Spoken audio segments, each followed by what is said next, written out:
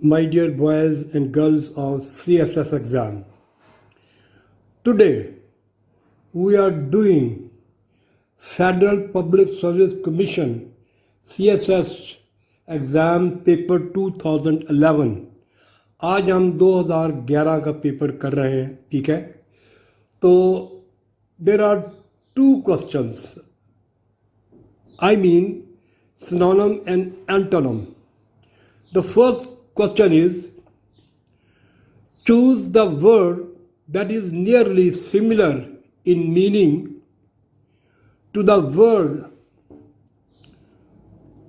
word in capital letter. Do only 5. Is that clear? Extra attempt of any part of the question shall not be considered. तो चले हम फिर करते हैं। पहला है सिनोनिम, सिमिलर। तो हमारा पहला कैपिटलाइज वर्ड है chronicle. Is that clear? Chronicle. तो हमारे पास तीन ऑप्शन है। Option A daily ritual, option B widely held belief, और option C account of event. तो तीन ऑप्शंस हैं। Again I would like to start with chronicle. Chronicle कहते हैं ये हिस्ट्री, नैरेटिव या रिपोर्ट को भी हम कह सकते हैं। तो हमारे पास तीन ऑप्शन है, ठीक है। तो पहली ऑप्शन है डेली रिचुअल, रोज़ाना की रसूम वगैरह, ठीक है। और दूसरा है वाइडली हेल्ड बिलीफ, ठीक है। वाइडली हेल्ड बिलीफ ये एतकाद को भी कहते हैं, यकीन को भी कहते हैं, बहुत ज़्यादा माने जाने वाला यकीन, एतमाद वगैरह वगैरह। और C account of event. So account of event, C is our answer. Chronicle and account of event one and the same thing. So हमारा फिर आंसर बनेगा C. C is our answer. Now we shift towards the next one.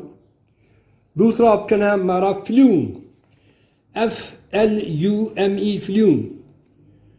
ये गौर कीजिएगा, इसमें ऐसे अल्फाज उन्होंने इस्तेमाल किए हैं जो आम फहम ज़िंदगी से थोड़े से हटके हैं।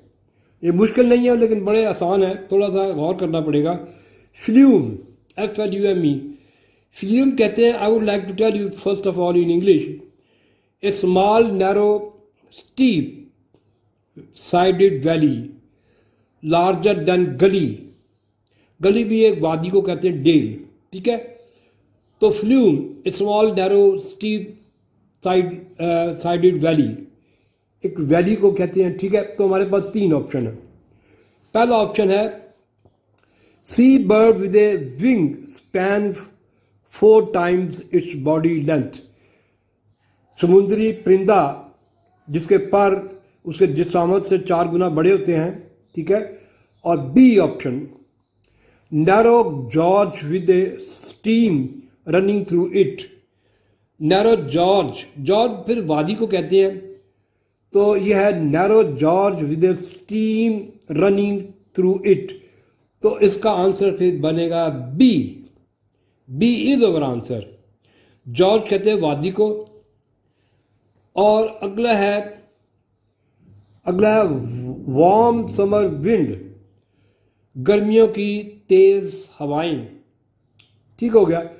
तो चले फिर हम अगला करते हैं एपिटैफ। एपिटैफ ये कतबे को कहते हैं, यानी कि जब कोई आदमी मर जाता है तो उसकी कब्र के ऊपर जो लगाते हैं उसको कतबा कहते हैं। तो हमारे पास तीन ऑप्शन है।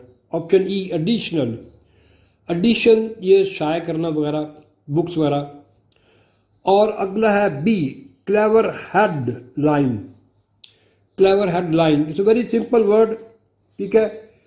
तो और अगला है C tomb stone inscription. Tomb stone inscription, tomb मकबरे को कहते हैं, स्टोन उसका पत्थर, इंस्क्रिप्शन उस पर जो लिखा होता है। तो हमारा आंसर फिर बनेगा C. C is our answer, ठीक है। C is our answer, C should be our answer. तो चले हम अगला करते हैं लिकॉनिक।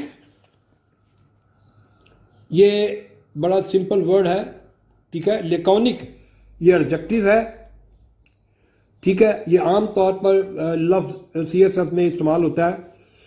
तो laconic mean short, very pithy.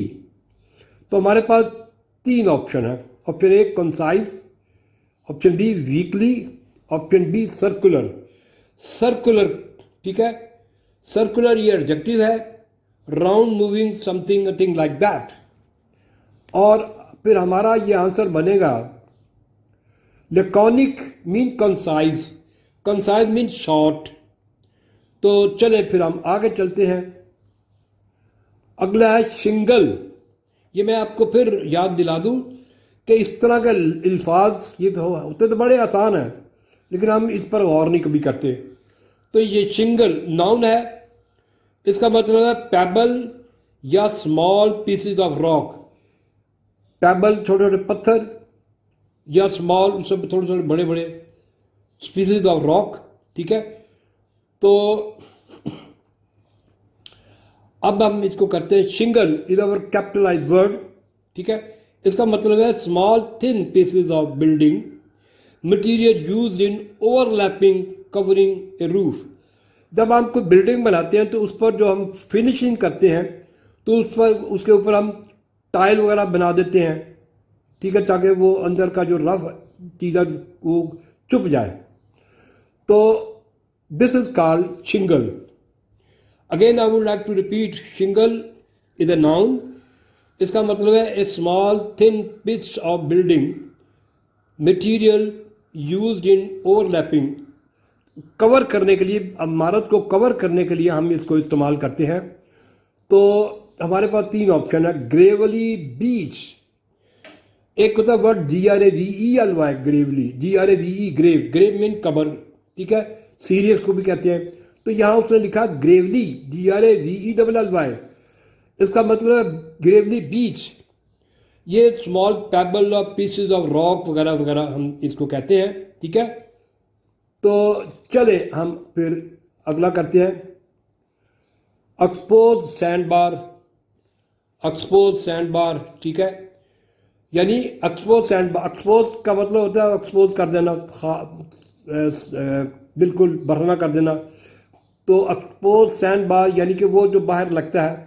तो B is our answer, B should be our answer. और अगला है group of daffodil, group of daffodil, daffodil का एक ग्रुप, ठीक है।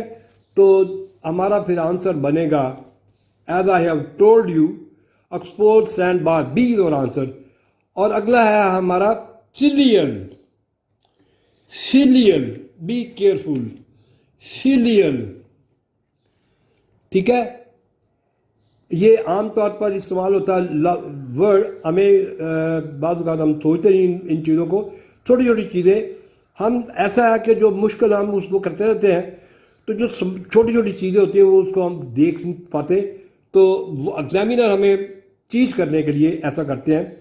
सीलियन, अब हमारे पास 3 ऑप्शन है, 3 ऑप्शन है, ठीक है। Related by marriage A, of sons and daughter B, और सी ऑफ ब्रदर्स। तो 3 ऑप्शन है हमारी। फिलियल, पहला ऑप्शन है filial. Is that clear? I would like to tell you the meaning of capitalized word filial, अभी आपको पता चल जाता है। पहली ऑप्शन है A, related by marriage. This is not our answer. हमारा आंसर बनेगा of sons and daughter. When we say filial it mean we are trying to communicate sons and daughter, बेटे और बेटियां, और सी ब्रदर्स। सो हमारा आंसर भी बनेगा B, B is our answer. We are doing Federal Public Service Commission paper 2011. The question which we have misplaced or could not remain over there. So I would like to repeat once again the 7th question of paper 2011. This question is, I would like to read, Misopedia. Misopedia is a capitalized word, and we have 3 options. First, A, hatred for children.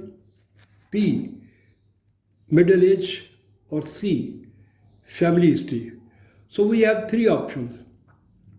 Again, I would like to repeat, misopodia is a capitalized word. And we have three options. Three options. Option A hatred for children. Option B, middle age. And option C, family history.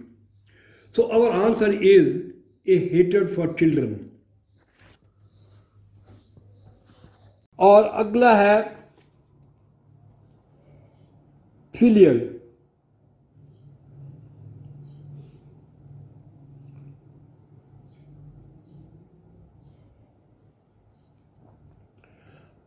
और अगला है manage.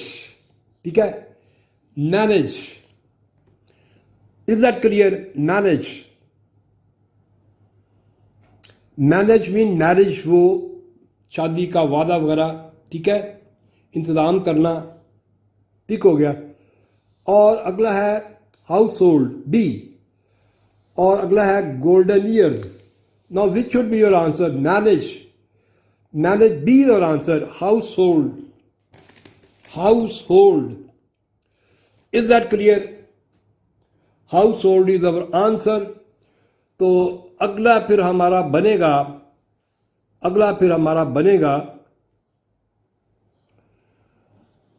हमारा अगला question है, choose the word that is nearly most opposite in meaning of the capitalized word. Do only 5. ठीक है, तो extra attempt of any part of the question shall not be consider. अब हमारे पास 5 ऑप्शन है. ठीक है, 5 ऑप्शन है. ठीक, पहली annihilate. Question I would like to repeat once again. Question ये है, choose the word that is nearly most similar, most opposite in meaning to the capitalized word. ये एंटोनम है. ठीक है भाई, एंटोनम. तो हमारे पास कैपिटलाइज्ड वर्ड है एनिहिलेट. एनिहिलेट का मतलब होता है डिस्ट्रॉय कर देना. ये वर्ब है. एनिहिलेशन ये इसका नाउन होता है. तो पहला वर्ड है सप्लीमेंट. सप्लीमेंट का मतलब होता है कॉडिसल, या जिसको मेक एन एडिशन, इजाफा करते हैं. जिस तरह मैं एक बात आपका कहना चाहता हूँ, जब हम कोई विरासत में कोई चीज़ लिखते हैं तो कोई चीज़ हम रह जाती है तो फिर हम उसको कॉडिसल कहते हैं, मेक एडिशन कह सकते हैं. तो दैट इज कॉल्ड सप्लीमेंट. और अगला है कॉन्ट्रैक्ट, एग्रीमेंट को हम कह सकते हैं. तो हमारा आंसर फिर बनेगा यानी एनिहिलेट, सप्लीमेंट, आर्गूमेंट. आर्गूमेंट ये है, इसका मतलब है अनलार्ज, इंक्रीज. तो अब ये B is our answer. B हमारा आंसर है. ठीक है, बी हमारा आंसर है. इनहिलेट, आर्गूमेंट. इनहिलेट का मतलब तबाह कर देना, ख़त्म कर देना. आर्गूमेंट का मतलब होता है इनलार्ज करना, इंक्रीज करना. यानी इनहिलेट का मतलब तबाह करना, ख़त्म कर देना, रोक देना. आर्गूमेंट का मतलब इंक्रीज, इनलार्ज वगैरह. तो बी इज आवर आंसर. और उसके बाद हम आगे चलते हैं.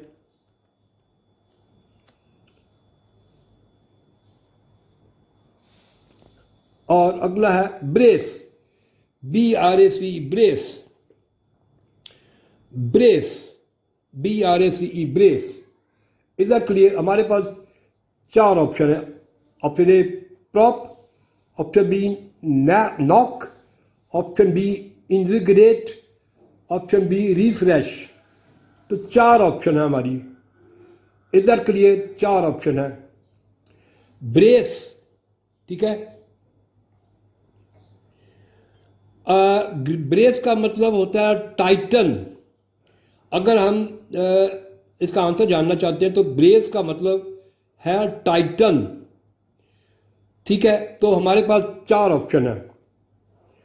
प्रॉप, प्रॉप कहते हैं रोटेटिंग एयरलाइन, प्रॉप. और अगला है नॉक, KNOC के नॉक. नॉक का मतलब कोलाइड करना, टकरा जाना. ठीक है, और अगला है invigorate, invigorate mean give life and energy, और अगला है रिफ्रेश, ताज़ा, ताजगी देना, ठीक है। This is not our answer. हमारा फिर आंसर बनेगा, हमारा आंसर बनेगा ब्रेस। ब्रेस का है, ब्रेस का मतलब I would like to tell you once again, brace का मतलब टाइटन, टाइट कर देना, यानी कि इकट्ठा कर देना। और इसका आंसर है नॉक, KNOC के knock mean collide, to strike, KNOC के knock. B is our answer, B should be our answer. Invigorate, I have told you earlier, invigorate means give life and power and energy and things like that. और अगला है brusque, ब्रुस्क adjective है ये ब्रुस्क कहते हैं rudely quick, या cut short भी कह सकते हैं, पिथी भी कह सकते हैं। तो हमारे पास 4 ऑप्शन है, ठीक है, हमारे पास 4 ऑप्शन है। Brusque, brusque mean rudely quick, cut short pithy, ठीक है। तो हमारे पास यानी ऐसी चीज़ जो रुक जाए, या रूडली क्विक यानी तेज़ी से नेगेटिविटी को कम्युनिकेट करना। तो शॉर्ट इसका मतलब है कट भी कहते हैं, यानी कोई चीज़ जो है सही मायने में स्मूथली ना चल पाए। तो हमारा फिर आंसर बनेगा यानी ग्रफ, ग्रफ है adjective, rough in speech, this is not our answer. B curt, curt short को कहते हैं, स्मूथ हार्मनी को कहते हैं। तो ब्रुस्क मीन रूडली क्विक, यानी कि स्मूथनेस ना होना, ठीक है। तो हमारा आंसर बनेगा सी, स्मूथ। डिस्कॉर्टियस, डिस्कॉर्टियस ये है डिस्कॉर्टियस का मतलब अनसिवल, नॉट सिवल, ठीक हो गया। और हमारे पास फिर ऑप्शन है amity, amity, is that clear? Amity, concord, amity, amity means friendship, accord, accord mean harmony, harmony, harmonize भी कह सकते हो। variance,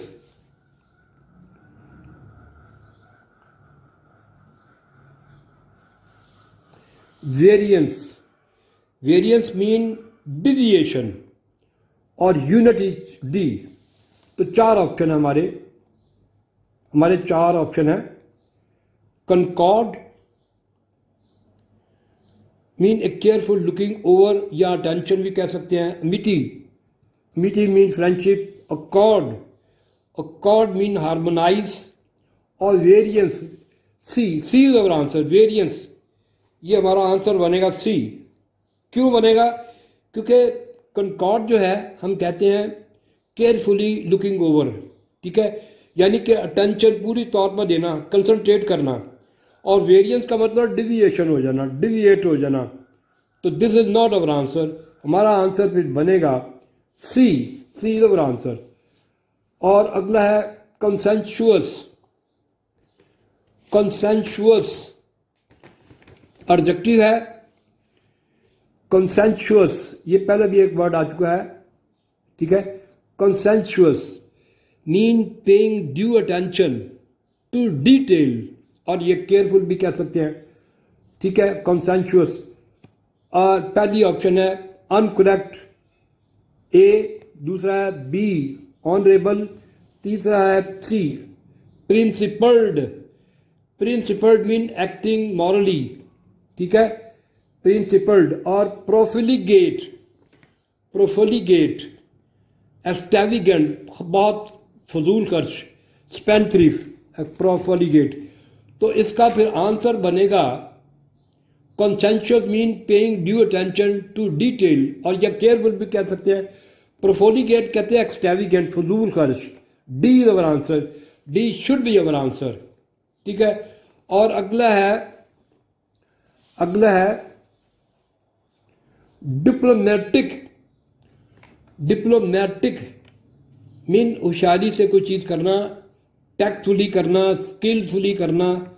ठीक है, डिप्लोमेटिक। और इसके 4 ऑप्शन हैं।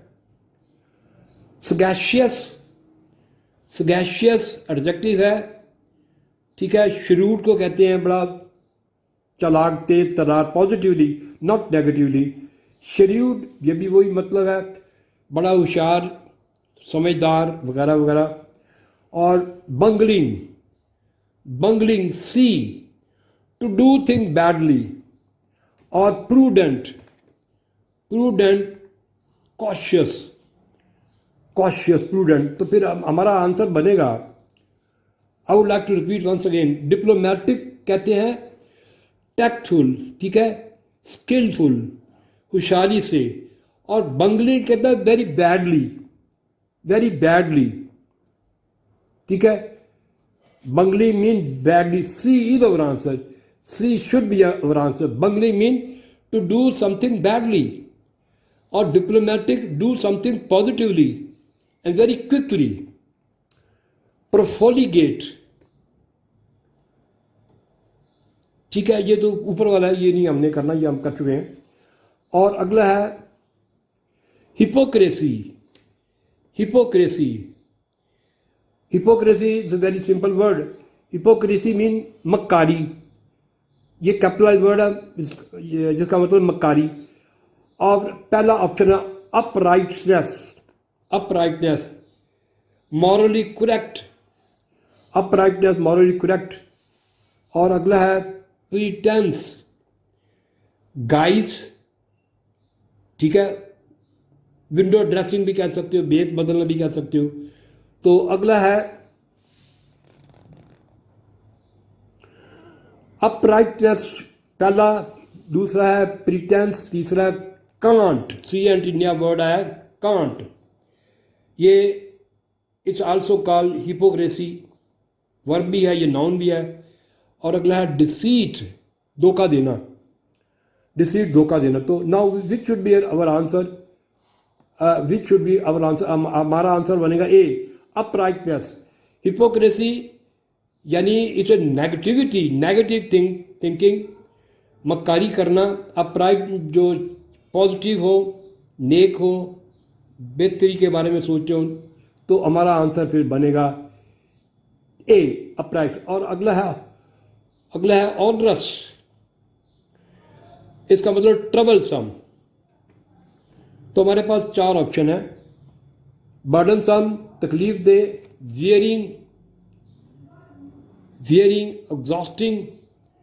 और अगला है डिफिकल्ट, और इससे अगला है फ्लुएंट। और ऑनरस मीन ट्रबलसम का मतलब जब हम किसी को ट्रबल में, जब हम कोई काम में कर रहे हैं तो हम when we feel trouble, it mean we are hampering our progress, something like that, onerous. तो इसका आंसर फिर बनेगा फ्लुएंट, यानी smooth, capable of flowing, easily accomplish. तो ये थे हमारे वर्ड सिनोनिम एंड एंटोनिम। ठीक है, we have done this that of a synonym and antonym of this is called Federal Public Service Commission. So I am from Begg Institute of Advanced Studies.